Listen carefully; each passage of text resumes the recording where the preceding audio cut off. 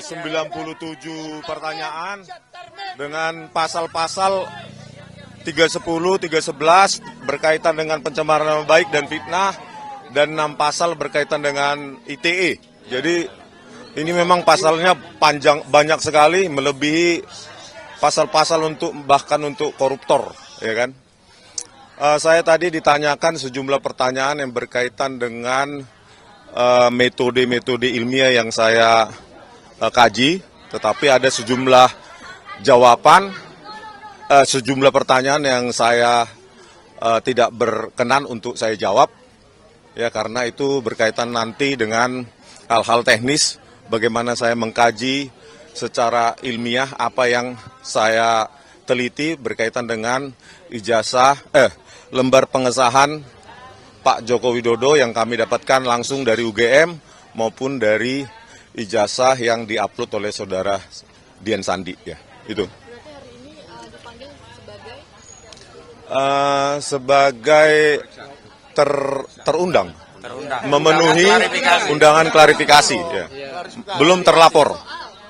Klarifikasi tentang berkaitan dengan pelaporan oleh Pak Joko Widodo, ya, pada tanggal 30 April, ya, Pak. 30 April 2025. 97. Ya, naik ya. Tadinya 70, naik 97. 97 totalnya, ya, pertanyaan. Banyak sekali. Iya. Iya. Ya, terkait dengan akun X saya juga, ya, akun X @sianiparismon dan akun diskusi saya dengan Pak Roy Suryo di Diskursus, ya, di Diskursus.net. Berikut juga dengan sejumlah video saya di akun saya di Balige, akun YouTube Balige Academy, di mana saya mengkaji, menganalisa lembar pengesahan dan skripsi, lembar pengesahan skripsi dari Pak Joko Widodo, ya, terkait dengan algoritma yang saya gunakan, metode-metode, ya. Jadi saya ya terangkan sedikit yang dibutuhkan gitu, Pak. Kemudian artinya kan bukan menjadi terlapor. Nah, ini sebenarnya terlapornya ini siapa, sudah diungkap apa belum dari penyidik Polda Metro Jaya? Belum ada, ya, masih dalam tahap diselidiki sepertinya siapa terlapornya. Tapi untuk dari Joko Widodo melaporkan orang-orangnya, nama-namanya berarti siapa? Saya tidak tahu, belum ada, ya. Dalam laporannya Pak Jokowi kan dalam kronologisnya disebutkan salah satunya adalah nama abang itu, bagaimana, Bang? Inisial mungkin, ya, inisial RS. Tidak jelas siapa. Nah, siapa RS itu kita masih belum tahu, ya. Ya.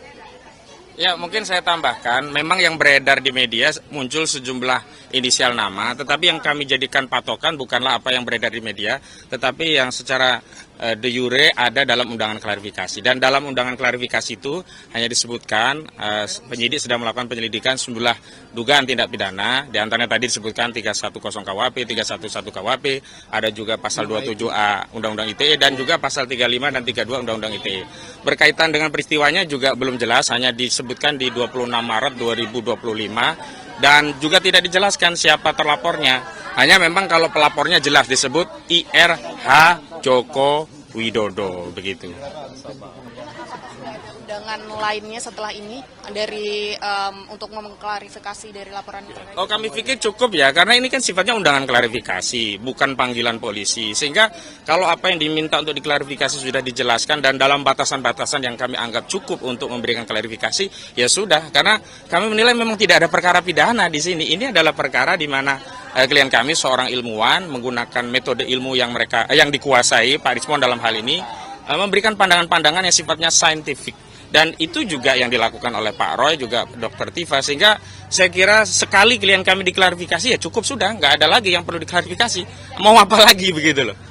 Ya, dan kami memang tidak menerima undangan-undangan lagi setelah ini, ya, belum ada. Dan kami harapkan penyidik juga menghentikan persoalan yang berkaitan dengan apa yang hari ini dituduhkan pada klien kami. Saya kutip saja, ya, pendapat Pak Jimli Asidiki, kalau soalnya itu adalah soal ijazah, ya diselesaikan ke PT UN. Tapi karena ini lebih dari 90 hari, ya diselesaikan di peradilan negeri. Dan hari ini di pengadilan negeri sudah bergulir dua perkara sekaligus. Yang pertama di Pengadilan Negeri Surakarta yang digugat oleh Pak Dr. Muhammad Taufik, yang kedua ada di Pengadilan Negeri Sleman. Artinya semestinya kalau kita mau ya fokus kepada penegakan hukum dan menghormati kaidah hukum, penyidik ya harus menghormati Perma nomor 1 tahun 1956, di mana jika ada perkara berdata beririsan dengan apa yang mereka anggap ada perkara pidana, ya di hold dulu, ya dihentikan dulu perkara penyelidikannya dan fokus menunggu putusan pengadilan perdata hingga memiliki kekuatan hukum yang tetap begitu. Jadi kami pikir klarifikasi yang kami berikan sebagai bagian dari warga negara yang kooperatif memenuhi undangan dari penyidik sudah cukup begitu. Kalau Bang Rismon sendiri nanti kalau misal diundang sebagai terlapor, apakah akan memenuhi panggilan untuk melakukan pemeriksaan? Ya pasti ya, kita harus menghargai ya proses hukum. Dan ada tadi pertanyaannya salah satu ya, atas otoritas apa gitu ya. Atas otoritas apa Anda meneliti skripsi dan ijazah Pak Jokowi ya, sebagai seorang peneliti ya, penulis buku ya, maka karena ini berkaitan dengan bidang keilmuan saya sebagai peneliti bebas ya, independen ya, tidak subjektif, tanpa harus memiliki otoritas apapun. Seorang pengkaji atau peneliti itu harus bisa menjawab permasalahan-permasalahan yang ada di tengah-tengah masyarakat kita gitu. Bismillahirrahmanirrahim. Ya, jadi Assalamualaikum warahmatullahi wabarakatuh. Waalaikumsalam. Salam sejahtera untuk kita semuanya. Di kesempatan sore hari ini, ya sore ini jam berapa? Jam 3, ya.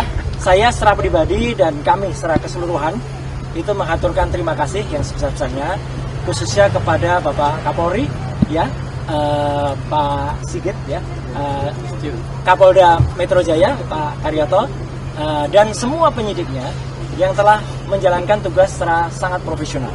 Kenapa sangat profesional?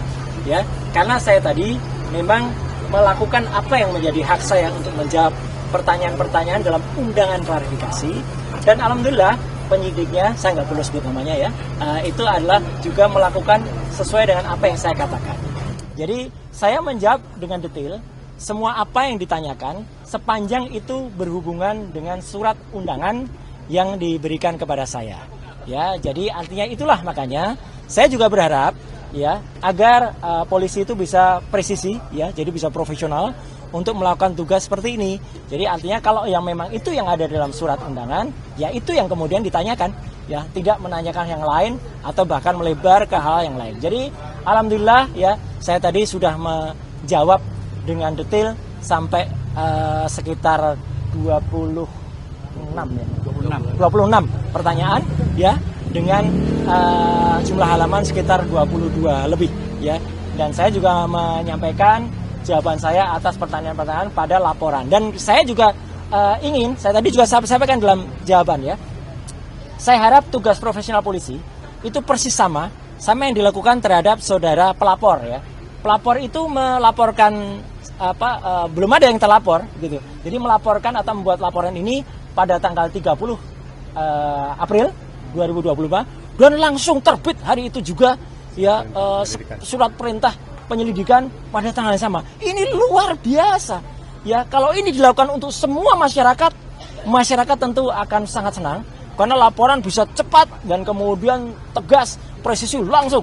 Hari itu juga lapor ke SPKT, hari itu juga langsung buat BAP, hari itu juga kemudian terbit surat perintah penyelidikan dan bahkan undangan.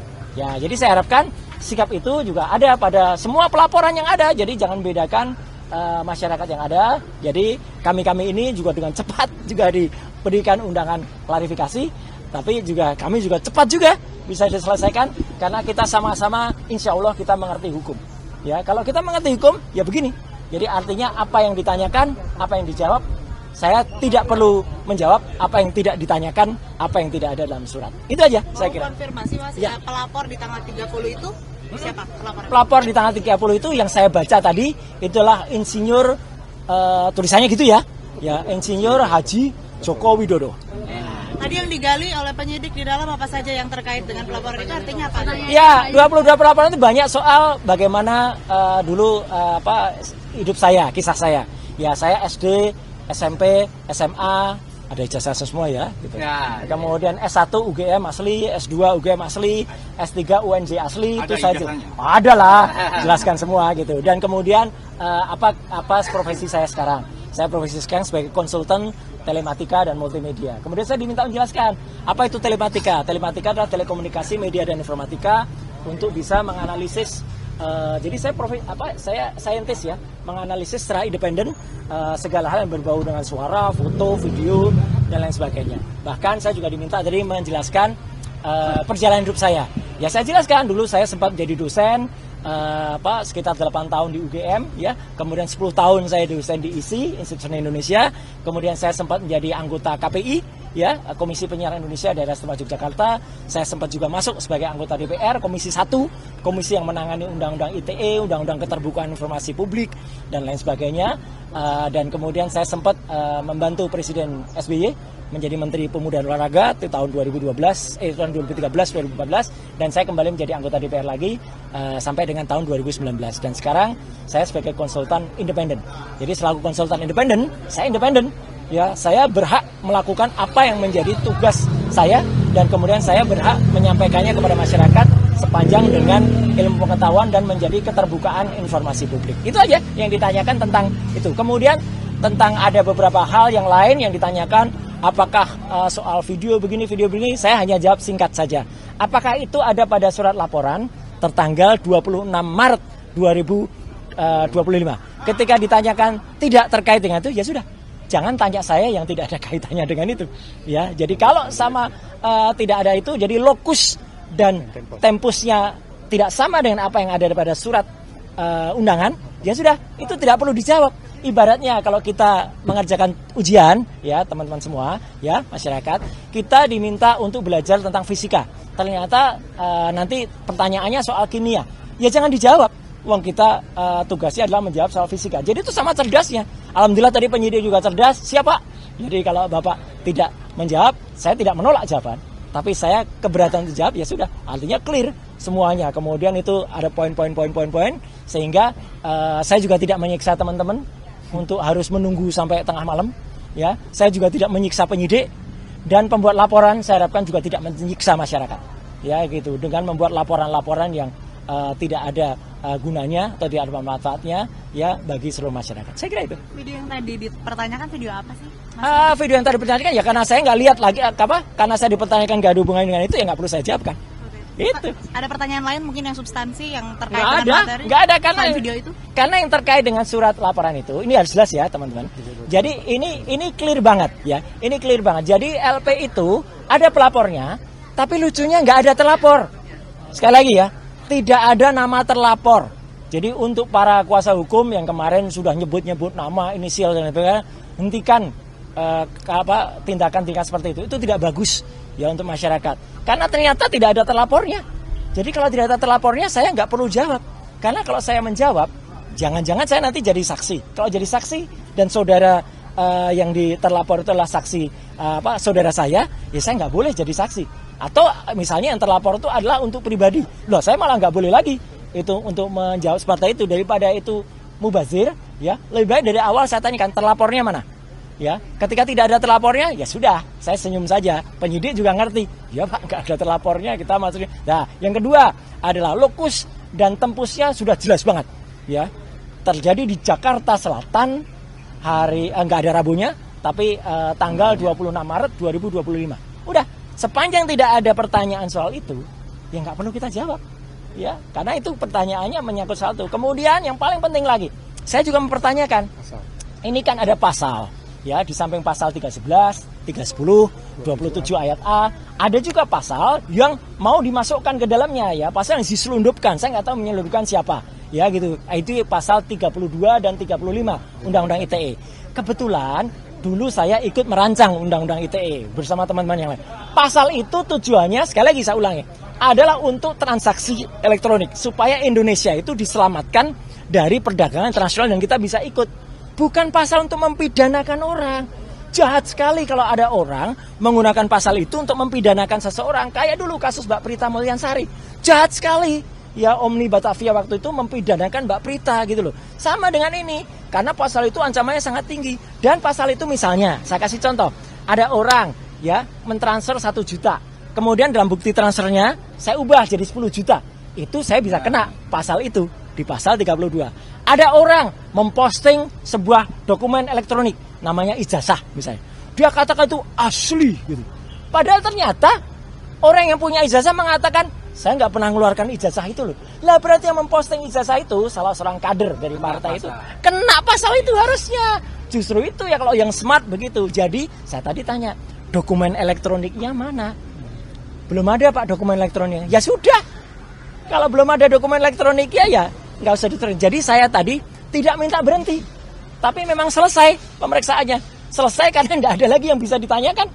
Ya, karena jawaban saya smart, sharp pada pertanyaan-pertanyaan yang harusnya ditanyakan. Dan penyidik sekali lagi anak buah Pak Kapolda dan juga anak buahnya Pak Kapolri menjalani tugas dengan baik. Dia juga nggak ngeyel.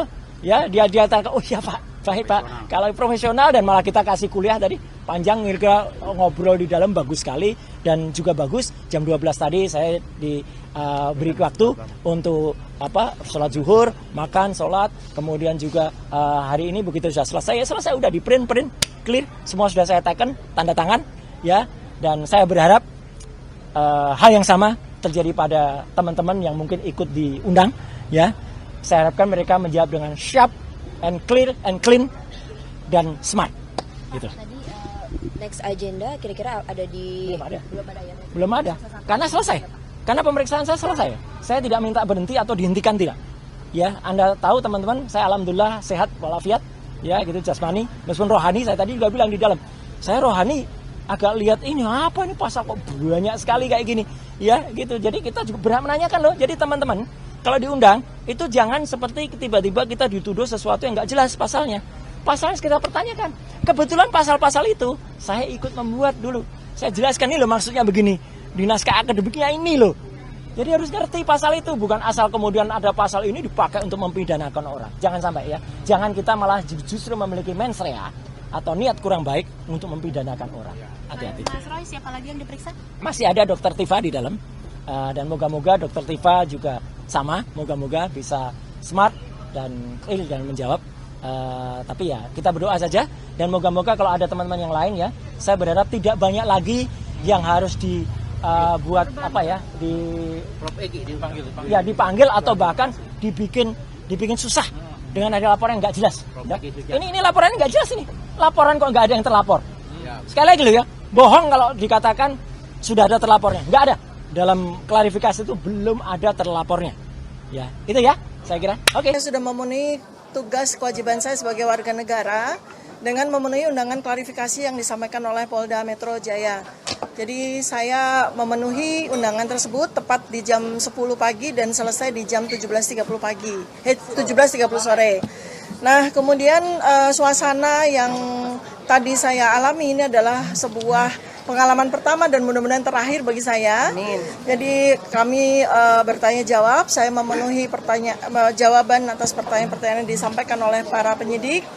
Dan kemudian saya juga menyampaikan bahwa surat undangan klarifikasi ini adalah seharusnya sesuai dengan apa yang tertulis di dalam undangan klarifikasi, yaitu definitif disampaikan bahwa undangan klarifikasi ini adalah sesuai dengan peristiwa yang dilaporkan oleh pelapor yang terjadi di Jakarta Selatan tanggal 26 Maret 2025. Tetapi sayangnya saya berkali-kali minta klarifikasi, minta penjelasan tentang apa sebetulnya peristiwa yang terjadi di tanggal 26 Maret 2025 tersebut. Sampai dengan terakhir saya tidak mendapatkan sebuah jawaban. Ya. Jadi 90% lebih, hampir 100% pertanyaan-pertanyaan yang disampaikan oleh penyidik sama sekali tidak ada kaitannya dengan peristiwa tanggal 26 Maret 2025 di Jakarta Selatan. Ya.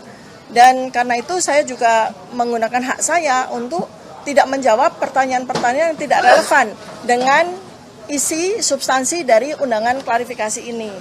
Ya, tetapi saya tentu saja harus memberikan apresiasi yang jujur ya kepada Polda, anggota-anggotanya, memberikan saya akomodasi fasilitas pelayanan dan penerimaan dengan sangat baik, termasuk di awal saya sudah meminta bahwa saya bersedia sampai jam 17, ternyata alhamdulillah dipenuhi.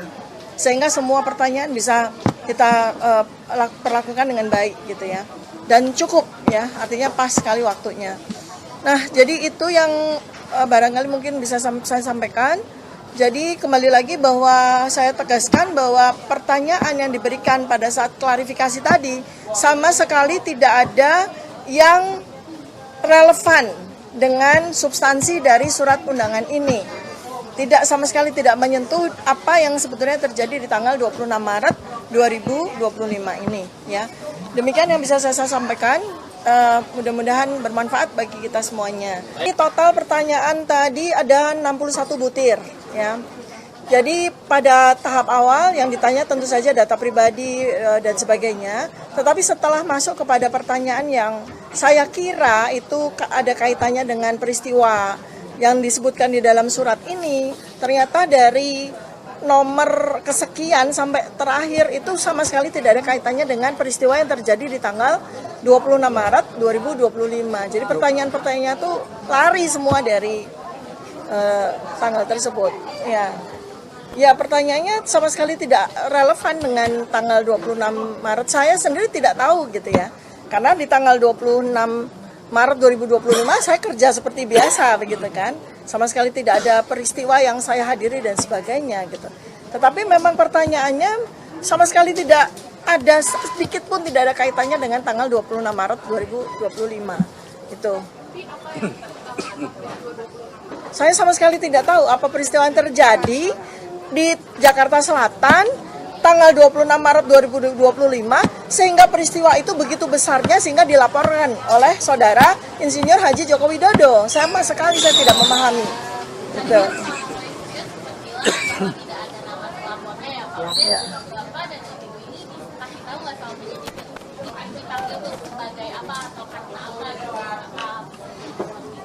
Oh ya.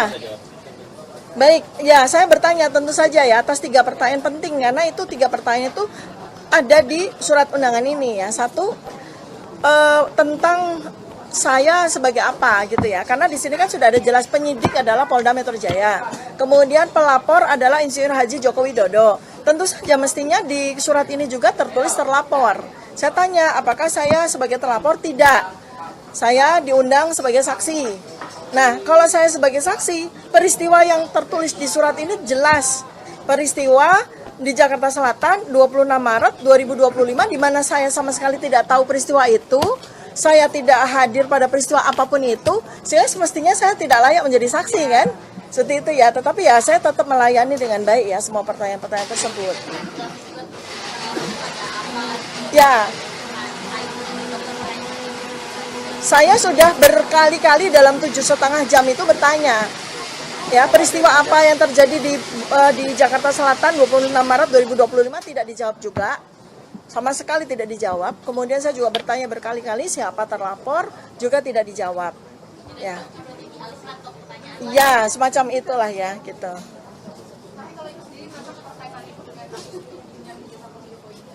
Ya, saya merasa tidak ada kaitannya ya. Artinya kalau ini berkaitan dengan pasal-pasal ini ya tentu saja saya tidak ada kaitannya sama sekali gitu. Karena kalau sudah menyangkut pasal-pasal seperti ini harusnya ada sebuah barang kan, semacam bukti yang kita klarifikasi kan terhadap barang itu gitu. Tapi ini sama sekali nggak ada. Bahkan peristiwanya saja apa saja tidak dijawab, apalagi bukti apa. Sehingga mestinya saya sebagai dokter kan harus ada barangnya gitu kan, harus ada sesuatu physically yang saya lihat dan kita sama-sama berdiskusi tentang itu, tapi peristiwanya saja tidak ada apalagi barangnya gitu ya. Demikian.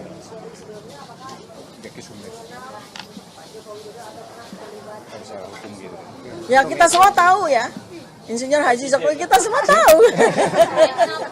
Tahu, saya tahu. Saya tahu di TV gitu kan. Nah, Insinyur sama sekali tahu.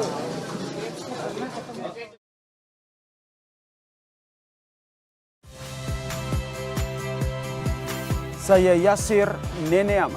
Saksikan program-program Kompas TV melalui siaran digital, pay TV dan media streaming lainnya. Kompas TV, independen, terpercaya.